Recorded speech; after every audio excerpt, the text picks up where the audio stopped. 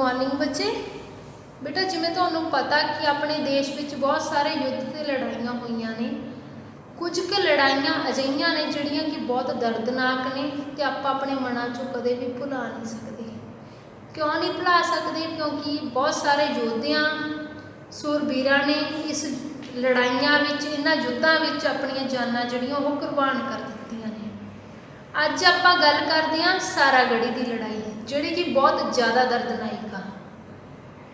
यह तुहाडी बुक दे विच पाठ बीमा एक कविता के तौर पर दिता होया सारागढ़ी की लड़ाई। जिहड़ा सारागढ़ी का स्थान आ, यह बेटा अजकल पाकिस्तान दे विच आ।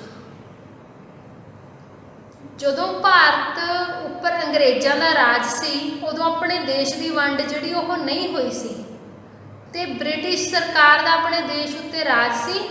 ते जिहड़ी ब्रिटिश सरकार आ ओह अफगानियां उत्ते अक्सर हमले करता रहता सी। हमले क्यों करता सी? क्योंकि ब्रिटिश सरकार अंग्रेज़ों नूं एवें सी कि जिवें असीं भारत उत्ते अपना कब्जा कर लिया, उवें असीं अफगानिस्तान दे इलाके नूं भी अपने अंडर ओह लैना चाहुंदे सी। इन्हां जदों ये ब्रिटिश सरकार उन्हां उत्ते बार बार हमले करदे सी तां अफगानी इस हमलिਆਂ तो बहुत अक चुके सी। उन्होंने एक दिन सारागढ़ी, जिथे कि सिखां की एक चौंकी रहिंदी सी सारागढ़ी स्थान पर, उत्थे अफगानियों ने रात को उस चौंकी नूं आले दुआलों घेर लिया। जदों सवेर होण तक जिहड़े सिख सी इस सारागढ़ी दे स्थान पर रहिंदे सी, उन्होंने यह गल ब्रिटिश सरकार तक पहुँचाई कि भी सानू कुछ क सैनिकों की लोड़ आ, भी क्योंकि सानू अफगानियां ने जिहड़ी साडी गढ़ी नूं आ ओह आले दुआलों पूरी तरह कवर कर लिया, भी घेर लिया सानू। तो ब्रिटिश सरकार ने बेटा उन्होंने कहा भी तुसीं इस चौंकी नूं आ भी खाली कर दो, तुसीं इहनूं छड्ड के चले जाओ। पर जिहड़े सिख सी उत्थे 21 सिख रहिंदे सी, उन्हां विचों 1-2 सिग्नल मैन सी ते कुछ क जिहड़े लांगरी सी। लांगरी की हुंदे ने? जिहड़े खाना बना के दिंदे हुंदे ने, ठीक है, वो सी। जदों सिखां नूं इस गल का पता लग्या कि ब्रिटिश सरकार ने उन्होंने कहता भी तुसीं इस इलाके नूं खाली कर दो, अपनी चौंकी नूं छड्ड के चले जाओ, भी अफगानियां दी मदद लई तुहानूं असीं सैनिक नहीं भेज सकदे। भी अफगानियां दी जिहड़ी गिनती आ ओह 10,000 सी ते जिहड़ी सिखां दी गिनती सी ओह कुल 21 सी। 21 सिख सी उत्थे। जदों बेटा सिखां ने कहा भी असीं गढ़ी खाली नहीं करके जाते, अपनी चौंकी छड्ड के नहीं जाते, तां उन्होंने बड़ी बहादरी दे नाल, अपनी निडरता दे नाल 10,000 अफगानियां दा सामना किया सी। ते इस लड़ाई विच, यह लड़ाई 2-3 दिन चलती रही ते इस लड़ाई विच जिहड़े अफगानी ने वह हार गए सी ते जिहड़े सिख सी वह जित गए सी। 21 सिख बेशक शहीद हो गए ने, पर जिहड़ा यह अफगानी आ वह 21 सिखां सामने ही अपने जिहड़ी हार मान लई सी उन्होंने। ते आपां बेटा इस चैप्टर दे विचों चिट्ठी पत्तर करांगे, जो कि तुहाडा ग्रामर का टॉपिक आ। सब तो पहला आपां मैं तुहानूं दसदी हां भी चिट्ठी पत्तर कहंदे किहनूं ने। जिहड़ा चिट्ठी पत्तर आ, चिट्ठी पत्तर यह 3 तरह का हुंदा। एक तो निजी चिट्ठियां, एक वपारक चिट्ठियां, एक हुंदा दफ्तरी चिट्ठियां। जिहड़ियां निजी चिट्ठियां हुंदियां ने ਉਹ ਹੁੰਦੀਆਂ ਨੇ ਜਿਹੜੀਆਂ ਆਪਾਂ ਆਪਣੇ ਰਿਸ਼ਤੇਦਾਰਾਂ ਨੂੰ, ਆਪਾਂ ਆਪਣੇ ਭੈਣ ਭਰਾਵਾਂ ਨੂੰ, ਦੋਸਤਾਂ ਮਿੱਤਰਾਂ ਨੂੰ ਲਿਖਦੇ ਹਾਂ, ਉਹਨਾਂ ਨੂੰ ਕੀ ਕਹਿੰਦੇ ਨੇ? ਨਿੱਜੀ ਚਿੱਠੀਆਂ।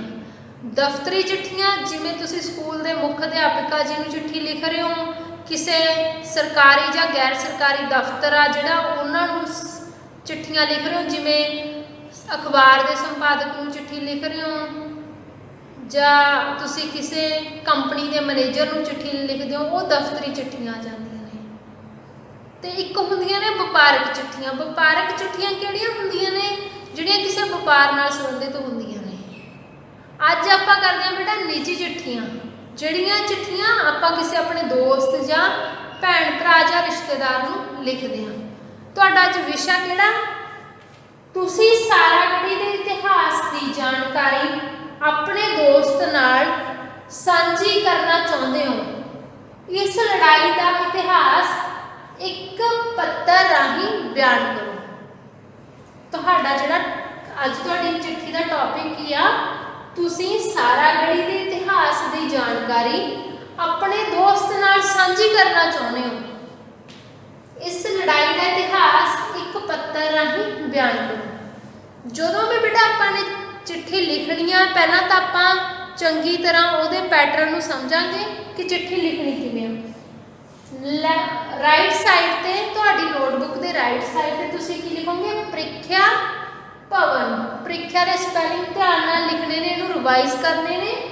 ਪ੍ਰੀਖਿਆ ਭਵਨ ਕੌਮਾ, ਜੇਕਰ ਤੁਹਾਨੂੰ ਆਪਣਾ ਕੇਂਦਰ ਦਿੱਤਾ ਹੋਇਆ ਉੱਪਰ ਵੀ ਤੁਸੀਂ ਇਸ ਕੇਂਦਰ ਤੋਂ ਹੋ ਜਾਂ ਫਿਰ ਤੁਸੀਂ ਇੱਥੇ ਆਪਣਾ ਉਹ ਐਡਰੈਸ ਲਿਖ ਸਕਦੇ ਹੋ, ਕੇਂਦਰ ਦਾ ਨਾਮ ਲਿਖ ਸਕਦੇ ਹੋ। ਜੇਕਰ ਤੁਹਾਨੂੰ ਨਹੀਂ ਦਿੱਤਾ ਹੋਇਆ ਤਾਂ ਤੁਸੀਂ ਕੀ ਲਿਖੋਗੇ, ਊੜਾ ਆੜਾ ਈੜੀ ਕੇਂਦਰ ਕੌਮਾ ਮਿਤੀ। ਜਿਸ ਤਾਰੀਖ ਨੂੰ ਤੁਸੀਂ ਇਹ ਅਰਜੀ ਲਿਖ ਰਹੇ ਹੋ ਜਾਂ ਪੱਤਰ ਲਿਖ ਰਹੇ ਹੋ, ਉਸ ਦਿਨ ਦੀ ਤਾਰੀਖ ਨੂੰ ਤੁਸੀਂ ਇੱਥੇ ਮੈਂਸ਼ਨ ਕਰ ਦੇਣਾ। ਨੈਕਸਟ, ਪਿਆਰੇ ਦੋਸਤ, ਇਹ ਤੁਸੀਂ ਨੇ ਲੈਫਟ ਸਾਈਡ ਲਿਖਣਾ ਆਪਣੀ ਨੋਟਬੁੱਕ ਦੇ, ਪਿਆਰੇ ਦੋਸਤ ਕੌਮਾ ਸਤਿ ਸ਼੍ਰੀ ਅਕਾਲ ਡੰਡੀ। ਫਿਰ ਤੁਸੀਂ ਲਿਖੋਗੇ, ਇਹ ਤੁਹਾਡਾ ਪਹਿਲਾ ਭਾਗ ਆ ਵੀ ਚਿੱਠੀ ਦੇ ਵਿੱਚ ਆਪਾਂ ਜਿਹੜਾ ਪੈਟਰਨ ਆ ਉਹ ਕਿਵੇਂ ਲਿਖਣਾ। ਫਿਰ ਮੱਧ ਵਾਲਾ ਵਿਚਕਾਰ ਵਾਲਾ ਹਿੱਸਾ, ਮੈਂ ਠੀਕ ਹਾਂ, ਉਮੀਦ ਹੈ ਕਿ ਤੁਸੀਂ ਵੀ ਚੜ੍ਹਦੀ ਕਲਾ ਵਿੱਚ ਹੋਵੋਗੇ। ਮੈਂ ਇਸ ਪੱਤਰ ਰਾਹੀਂ ਸਿੱਖ ਇਤਿਹਾਸ ਦੀ ਸਾਰਾਗੜ੍ਹੀ ਦੀ ਲੜਾਈ ਬਾਰੇ ਦੱਸਣਾ ਚਾਹੁੰਦਾ ਹਾਂ। ਕੁਝ ਦਿਨ ਪਹਿਲਾਂ ਮੇਰੇ ਦਾਦਾ ਜੀ ਨੇ ਮੈਨੂੰ ਸਾਰਾਗੜ੍ਹੀ ਦਾ ਇਤਿਹਾਸ ਦੱਸਿਆ, ਜਿਸ ਨੂੰ ਸੁਣ ਕੇ ਮੇਰੀ ਰੂਹ ਕੰਬ ਉੱਠੀ। ਮੈਂ ਜਿਵੇਂ ਤੁਹਾਨੂੰ ਬੇਟਾ ਪਹਿਲਾਂ ਹੀ ਦੱਸਿਆ ਕਿ ਕੁਝ ਕੁ ਲੜਾਈਆਂ ਅਜਿਹੀਆਂ ਹੁੰਦੀਆਂ ਨੇ ਜਿਹੜੀਆਂ ਕਿ ਬਹੁਤ ਦਰਦਨਾਕ ਨੇ ਤੇ ਆਪਾਂ ਨੂੰ ਕਦੇ ਵੀ ਮਨ ਚੋਂ ਜਿਹੜੀਆਂ ਉਹ ਨਹੀਂ ਭੁੱਲ ਸਕਦੇ ਆਪਾਂ। ਹਾਂਜੀ ਬੱਚੇ, ਆਪਾਂ ਫਿਰ ਨੈਕਸਟ ਲਾਈਨ ਲਿਖਣੀ ਆ, ਸਾਰਾਗੜ੍ਹੀ ਹੁਣ ਪਾਕਿਸਤਾਨ ਵਿੱਚ ਹੈ। ਜਿਵੇਂ ਮੈਂ ਤੁਹਾਨੂੰ ਦੱਸਿਆ ਕਿ ਸਾਰਾਗੜ੍ਹੀ ਹੈ ਜਿਹੜਾ ਹੁਣ ਪਾਕਿਸਤਾਨ ਦੇ ਵਿੱਚ ਹੈ। ਇਤਿਹਾਸ ਅਨੁਸਾਰ ਸਾਰਾਗੜ੍ਹੀ ਦੀ ਲੜਾਈ 12 ਸਤੰਬਰ 1897 ਈਸਵੀ ਵਿੱਚ ਹੋਈ ਸੀ, ਜਿਸ ਵਿੱਚ ਅਫਗਾਨੀਆਂ ਤੇ ਕਬਾਇਲੀਆਂ ਨੇ ਭਾਰਤ ਉੱਤੇ ਹਮਲਾ ਕੀਤਾ ਸੀ। ਉਸ ਸਮੇਂ 21 ਸਿੱਖ ਸੈਨਿਕਾਂ ਨੇ ਆਪਣੀਆਂ ਜਾਨਾਂ ਕੁਰਬਾਨ ਕਰਕੇ ਸਾਡੇ ਦੇਸ਼ ਦੀ ਆਨ ਸ਼ਾਨ ਦੀ ਰੱਖਿਆ ਕੀਤੀ ਸੀ। ਫਿਰ ਬੇਟਾ ਤੁਸੀਂ ਨੈਕਸਟ ਪੈਰਾ ਲਿਖ ਦੋਗੇ, ਉਸ ਸਮੇਂ ਭਾਰਤ ਉੱਤੇ ਅੰਗਰੇਜ਼ਾਂ ਦਾ ਰਾਜ ਸੀ। ਜੇ ਮੈਂ ਤੁਹਾਨੂੰ ਦੱਸਿਆ ਜਿਹੜੀ ਆਪਣੇ ਪੰਜਾਬ ਦੀ ਦੇਸ਼ ਦੀ ਵੰਡ ਆ ਉਹ 15 ਅਗਸਤ 1947 ਈਸਵੀ ਵਿੱਚ ਹੋਈ ਸੀ, ਜਦੋਂ ਆਪਣਾ ਦੇਸ਼ ਆਜ਼ਾਦ ਹੋਇਆ ਸੀ।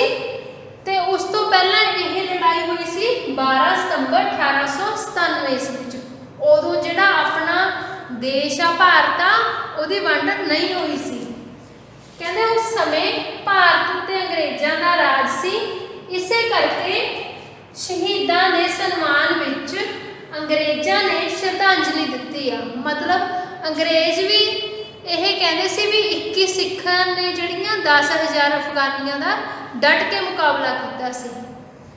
ਸਾਨੂੰ ਆਪਣੇ ਦੇਸ਼ ਭਗਤਾਂ ਦਾ ਹਮੇਸ਼ਾ ਅਹਿਸਾਨਮੰਦ ਰਹਿਣਾ ਚਾਹੀਦਾ ਵੀ ਜਿੰਨਾ ਕਰਕੇ ਆਪਾਂ ਅੱਜ ਖੁਸ਼ਹਾਲੀ ਭਰਿਆ ਜੀਵਨ ਬਤੀਤ ਕਰ ਰਹੇ ਹਾਂ। ਬੇਟਾ ਫਿਰ ਆਪਾਂ ਨੈਕਸਟ ਪੈਰਾਗ੍ਰਾਫ ਲਿਖਾਂਗੇ, ਮੈਂ ਚਾਹੁੰਦਾ ਹਾਂ ਕਿ ਤੂੰ ਵੀ ਆਪਣੇ ਵੱਡਿਆਂ ਤੋਂ ਦੇਸ਼ ਦੇ ਸ਼ਹੀਦਾਂ ਬਾਰੇ ਗਿਆਨ ਪ੍ਰਾਪਤ ਕਰੇ ਤਾਂ ਕਿ ਅਸੀਂ ਵੀ ਉਹਨਾਂ ਵਾਂਗ ਦੇਸ਼ ਦੀ ਸੇਵਾ ਕਰਨ ਦਾ ਜਜ਼ਬਾ ਸਿੱਖ ਸਕੀਏ।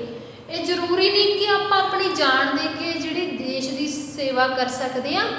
ਆਪਾਂ ਜੇ ਚੰਗੇ ਪੜ੍ਹ ਲਿਖ ਕੇ ਕਿਸੇ ਅਹੁਦੇ 'ਤੇ ਲੱਗ ਜਾਵਾਂਗੇ ਤਾਂ ਆਪਾਂ ਉੱਥੇ ਵੀ ਆਪਣੇ ਦੇਸ਼ ਦੀ ਆ ਜਿਹੜੀ ਉਹ ਸੇਵਾ ਕਰ ਸਕਦੇ ਹਾਂ। ਫਿਰ ਲਿਖੋਗੇ, ਮੇਰੇ ਵੱਲੋਂ ਅੰਕਲ ਆਂਟੀ ਜੀ ਨੂੰ ਸਤਿ ਸ਼੍ਰੀ ਅਕਾਲ, ਤੇਰਾ ਦੋਸਤ। ਫਿਰ ਲਿਖੋਗੇ ਕੌਮਾ ਨਾਮ ਆਪਣਾ, ਫਿਰ ਤੁਸੀਂ ਨਾਮ ਮੈਂਸ਼ਨ ਕਰਨਾ। ਇਸ ਬੇਟਾ ਐਪਲੀਕੇਸ਼ਨ ਦੇ ਵਿੱਚ ਜਿਹੜਾ ਤੁਹਾਨੂੰ ਕੋਈ ਸਪੈਲਿੰਗ ਡਿਫਿਕਲਟ ਲੱਗਿਆ ਉਹਦੇ ਸਪੈਲਿੰਗ ਤੁਸੀਂ ਨੇ ਰਿਵਾਈਜ਼ ਕਰਨੇ ਨੇ, ਉਹਨੂੰ ਬਾਰ-ਬਾਰ ਉਹਦੀ ਪ੍ਰੈਕਟਿਸ ਕਰਕੇ ਦੇਖਣੀ ਹੈ। ਧੰਨਵਾਦ।